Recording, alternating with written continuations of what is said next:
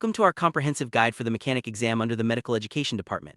In this video, we'll break down the most important questions, explain the reasoning behind the correct answers, and highlight the key concepts you need to master. Whether you're preparing for your upcoming test or just want to strengthen your fundamentals, this walkthrough will help you understand not just what the right answers are, but why they're correct. We'll start by looking at some foundational electrical and measurement principles, then move into more advanced topics like control systems and instrumentation. Let's dive in and make your exam preparation both efficient and effective. Let's begin with some essential electrical and measurement questions. For example, if you connect a multimeter set to current mode directly across a voltage source, a short circuit may occur, which is a critical safety hazard.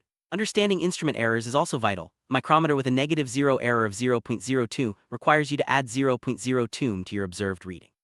Securing a terminal block with an M6 bolt, a 5-tap drill bit is standard for 75% thread engagement. Removing burrs after cutting conduit pipes is necessary to reduce wire insulation damage. These details aren't just exam trivia, they're practical skills for any mechanic. As we move forward, keep these foundational principles in mind as they form the basis for more complex topics.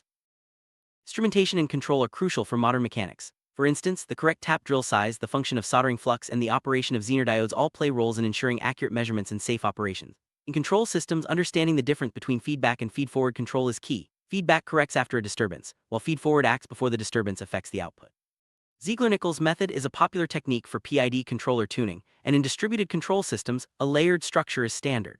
These concepts are not only exam essentials, but also reflect real-world practices in medical and industrial environments. Let's continue by exploring some practical examples and visual aids to reinforce these ideas.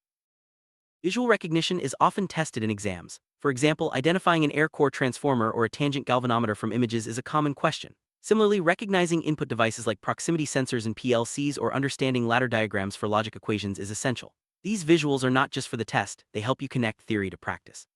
When you see a segmental or eccentric orifice plate, you should know their specific uses, such as preventing the damming of solids. By mastering both the theory and the visuals, you'll be well prepared for any practical or theoretical challenge the exam presents.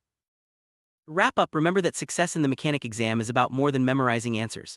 Focus on understanding the underlying principles, such as why a short circuit occurs, how to correct instrument errors, and the logic behind control systems. Practice with both theoretical questions and visual identification, and always relate what you learn to real-world scenarios.